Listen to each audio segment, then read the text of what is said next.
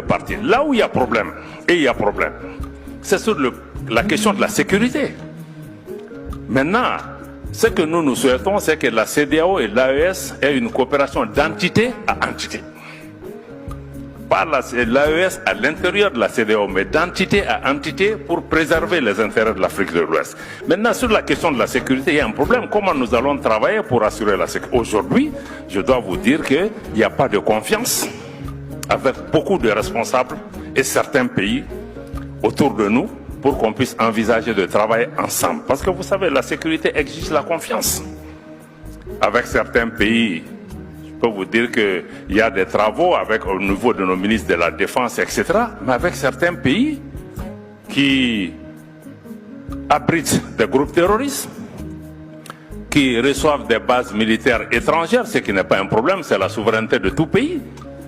Mais si vous recevez des bases et des forces étrangères dont l'objectif est de déstabiliser le voisin, là on ne peut pas travailler avec vous. Donc il faut cette clarification entre nos pays pour s'assurer que, bon, on ne va pas travailler avec ceux qui, comme il l'a dit, la définition. Moi je combats quelqu'un, toi tu l'aides. Mais comment on peut travailler ensemble? Donc je crois que sur la question d'un travail pour la sécurité, ça va être à la carte. Avec certains pays où c'est possible, nous travaillerons.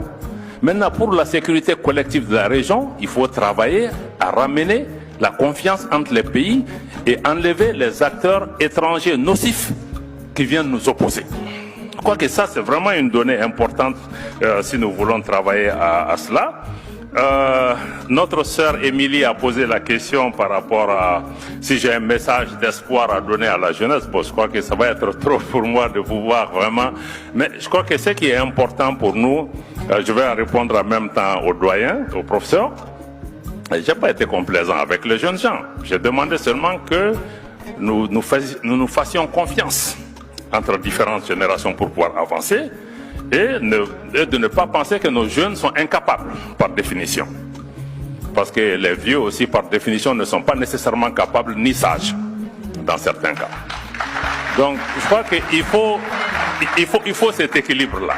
Mais ce que je veux indiquer par rapport aux jeunes gens, c'est que, il faut que nos jeunes gens se hâtent doucement.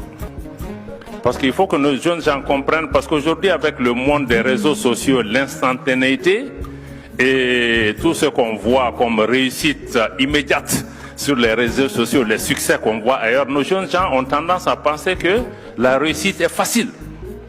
Et la réussite est fondée sur le travail, c'est dur. Il faut qu'on comprenne qu'il faut que vous travaillez, que c'est dur, que vous appreniez aussi. Je n'ai pas demandé